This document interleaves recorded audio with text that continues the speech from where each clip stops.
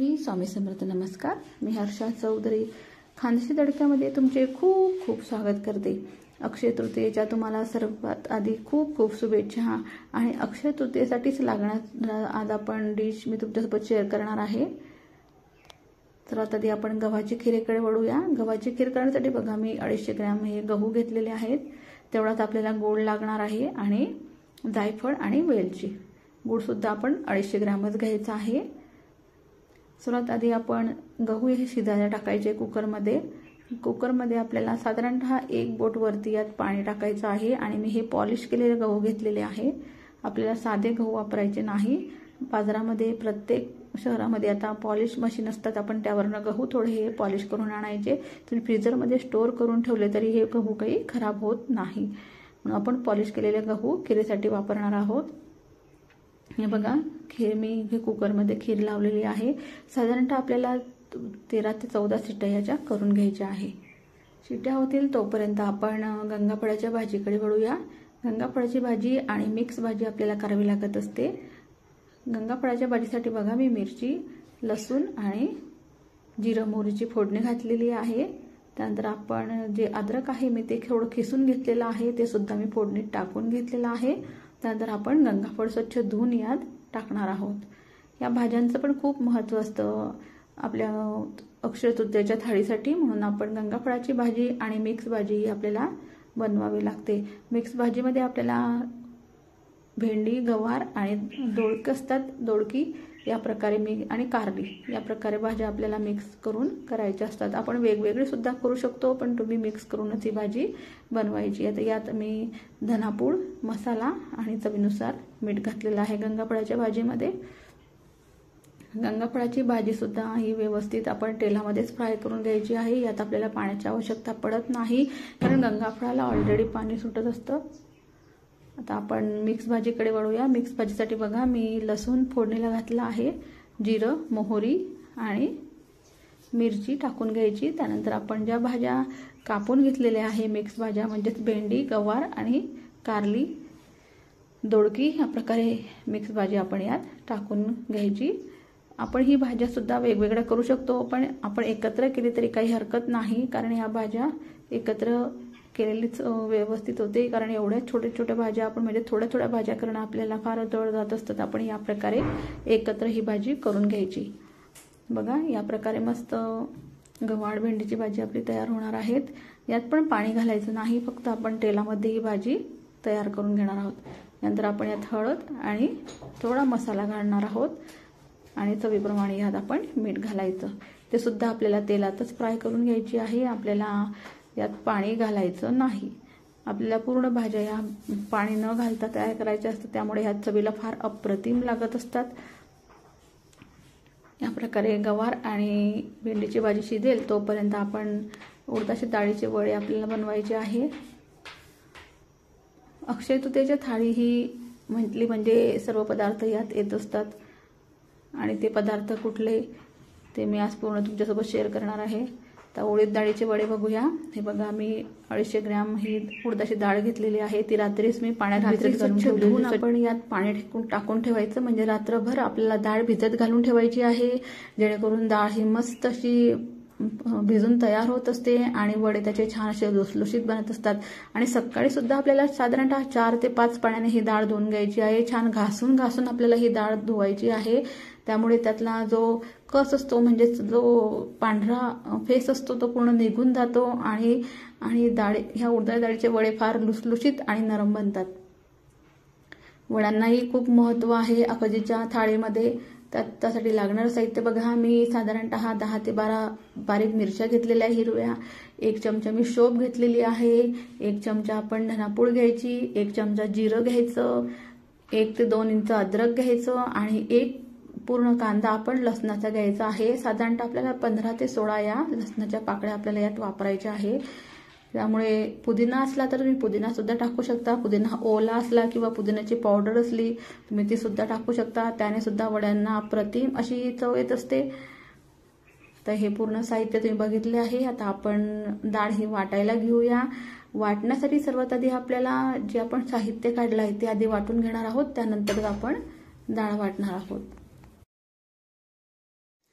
मिरची आणि लसूण अद्रक आपण व्यवस्थित छान बारीक करून घेणार आहोत। जास्तीत जास्त बारीक आपल्याला हे वाटून घ्यायचं आहे, जाडसर ठेवायचं नाही। जितकं आपण बारीक वाटलं जाईल तितकेच वडे आपले छान चविष्ट बनतात, कारण यात मिरचीची आणि अद्रकाची चव ही त्यात व्यवस्थित प्रकारे मिक्स होत असते, म्हणून आपल्याला हे जिन्नस व्यवस्थित बारीक करून घ्यायचं आहे।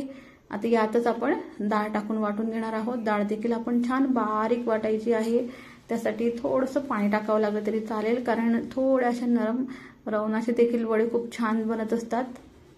त्यामुळे आपण वड्यांचं रवण थोडं आपलं लुसलुशीत झालं म्हणजे थोडं पातळसर झालं तरी सैलसर झालं तरी चालेल, काही घाबरायचं नाही, कारण उडदाच्या डाळीला वाक असतो, त्यामुळे वडे काही आपले हे तुटत नाही, छान प्रकारे वडे जमत असतात। फक्त डाळ आपण ही चांगल्या प्रतीची घ्यायची, म्हणजेच नवी डाळ असली तर उत्तमच आहे, नाही जुनी पण असली तरी आपण जर व्यवस्थितरित्या डाळ धुतली तर वडे हे अप्रतिम होतच असतात। या प्रकारे बघा मस्त डाळ सुद्धा वाटून झालेली आहे। आता यावरती आपण कोथिंबीर घालणार आहोत। हे बघा या प्रकारे मी यात कोथिंबीर घातलेली आहे। मीठ सुद्धा आपण यात चवीनुसार घातलेलं आहे। मीठ आपल्याला चवीनुसार आपण यात वापरून घ्यायचं। मीठ थोडं कमी वाटलं आपण टाकू शकतो नंतर, पण जास्त प्रमाणात मीठ घालायचं नाही। जर वड्यांमध्ये मीठ कमी असलं तर वडे हे फुगत नाही, त्यामुळे वड्यांमध्ये मीठ हे पुरेपूर असणं गरजेचं असतं। बघा या प्रकारे मस्त हे वड्यांचं रवण तयार झालेलं आहे आणि कोथिंबीर सुद्धा त्यात व्यवस्थित मिक्स झालेली आहे। काहीसं या प्रकारे आपण व्यवस्थित हे वड्यांचं रवण सेट करून ठेवायचं, जेणेकरून 10 ते 15 मिनिटं म्हणजेच आपण तोपर्यंत खीर करायला घेऊ तोपर्यंत हे वड्यांचं रवण व्यवस्थित मुरून तयार होत असतं। त्यात मीठ हे व्यवस्थित मिक्स व्हायला हवं, म्हणून आपण हे रवण निदान अर्धा तास तरी झाकून ठेवायचं, त्यामुळे मीठ पुरेसं त्यात मिक्स होतं आणि वडे हे व्यवस्थित बनत असतात। चला तर आता आपण आता पुरी आणि पोळीची कणिक मळून घेऊया। त्याकरता बघा मी पुरीमध्ये 1 वाटी कणिक घेतलेली आहे आणि थोडंसं मी त्यात डाळीचं पीठ घातलेलं आहे आणि पोळीची कणिक घेतलेली आहे। आपण व्यवस्थित मळून घेऊन याचे गोळे तयार करून घेणार आहोत। थोडं पुरीच्या कणिकमध्ये आपण थोडं तेल घालायचं, चवीनुसार आपण यात मीठ टाकून घ्यायचं। या प्रकारे आपण पोळी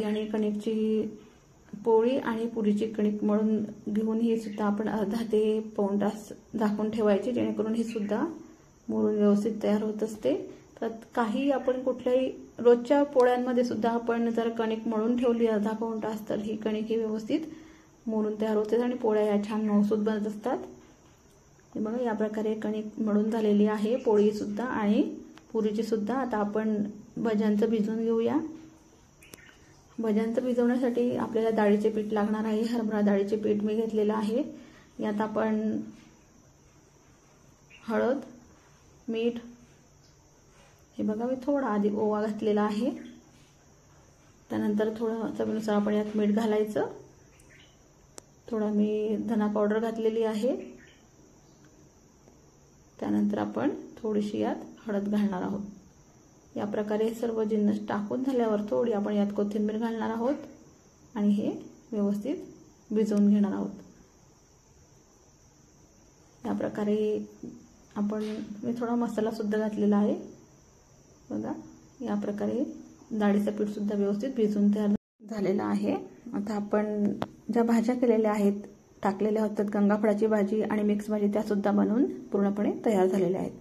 आता खिरेकडे वळूया। खिरेचे गहू पण छान प्रकारे शिजलेले आहेत। आता आपण हे हँड मिक्सीने व्यवस्थित फेटून घ्यायचं आणि त्यात गूळ बारीक आपण करून टाकून घ्यायचा आणि 30 मिनिटाकरता आपण हे सिम गॅसवरती शिजवून घ्यायची, जेणेकरून खीर ही पूर्णपणे तयार होते। यात आपण जे जायफळ काढलं आहे ते सुद्धा आपण खिसून यात टाकून घ्यायचं आणि वेलची सुद्धा आपण यात व्यवस्थित बारीक करून टाकून घ्यायची। वेलची मी टाकलेली आहे बारीक करून आणि जायफळ सुद्धा घातलेलं आहे। मीठ थोडंसं घालायचं, जास्त प्रमाणात मीठ खिरीमध्ये घालायचं नाही। तर आपण हे 30 मिनिटाकरता सिम गॅसवरती शिजवून घ्यायची की खीर आपली हे पूर्णपणे तयार, अप्रतिम खीर तयार होत असते। हे बघा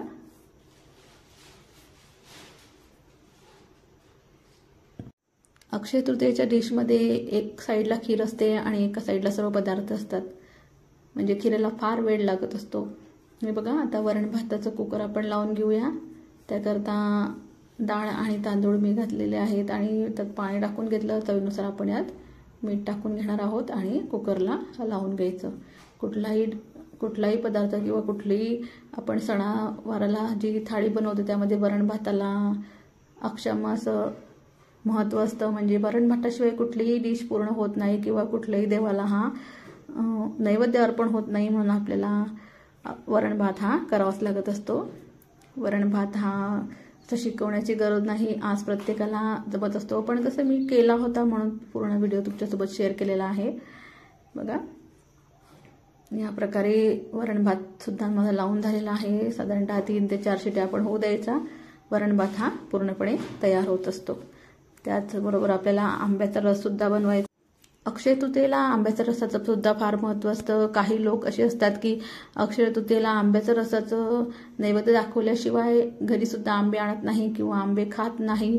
म्हणून अक्षय तृतीयेला आंब्याचा रस सुद्धा आपल्याला करावा लागत असतो. त्यासाठी बघा, मी आंबे व्यवस्थित छान असे पिळून घेतलेले आहे. आता आपण यात साखर टाकून हँड मिक्सीने हे बारीक करून घेऊया, जेणेकरून आंब्यांच्या ज्या गाठी असतात त्या पूर्णपणे त्यात मिक्स होत असतात आणि रस हा पूर्ण एकजीव होऊन छान असा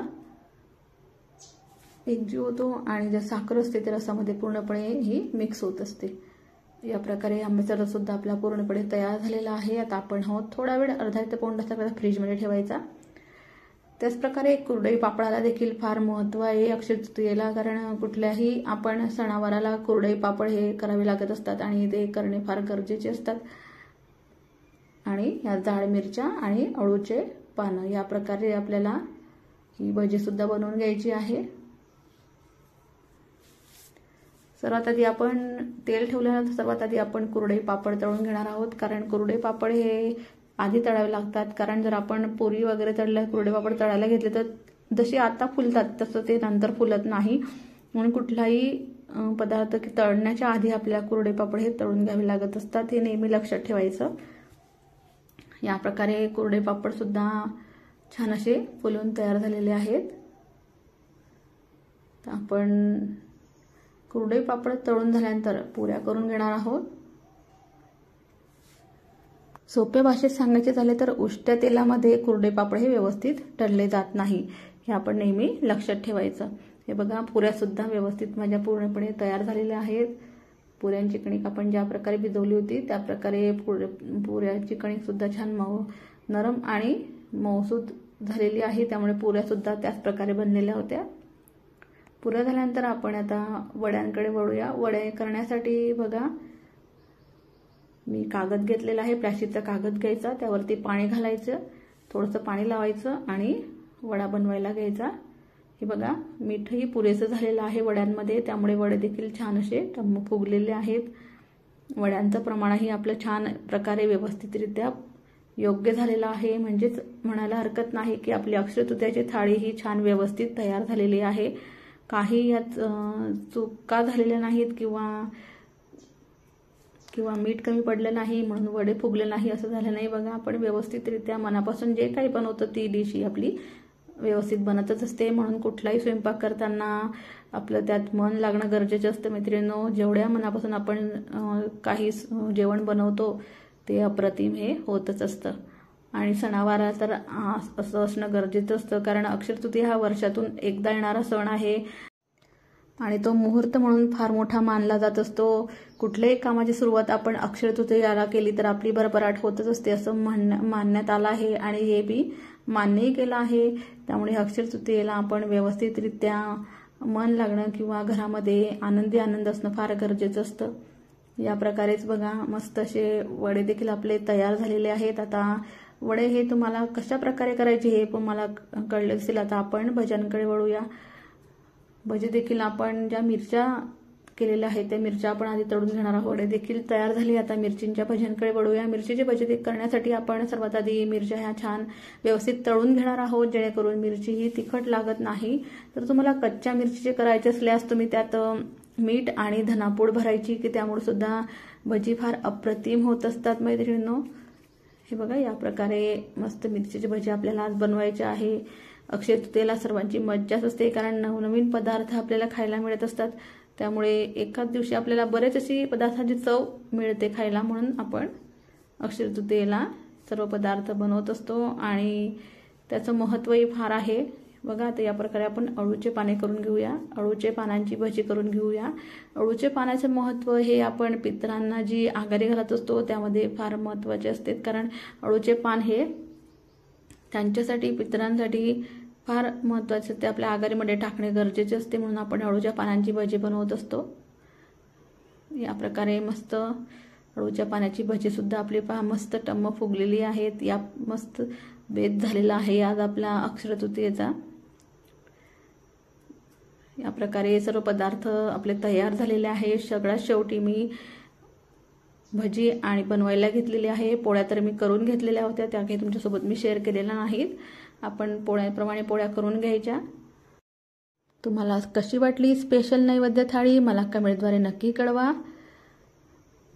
आणि माझी रेसिपीज तुमच्या मैत्रिणीपर्यंत नक्की पोचवा, जेणेकरून बऱ्याचशा मैत्रिणींना या आखजीनिमित्त आपल्याला जे काही पदार्थ बनवावे लागतात ते बनवता येत नाही. जसे की गव्हाची खीर मेन असते आणि वड्यांचे डाळ आपण किती घ्यायची आणि त्याचे प्रमाण आपण कसे घ्यायचे हे बऱ्याचशा मैत्रिणींना माहीत नसतं, म्हणून आपण त्यांच्यासोबत हे शेअर करा. धन्यवाद.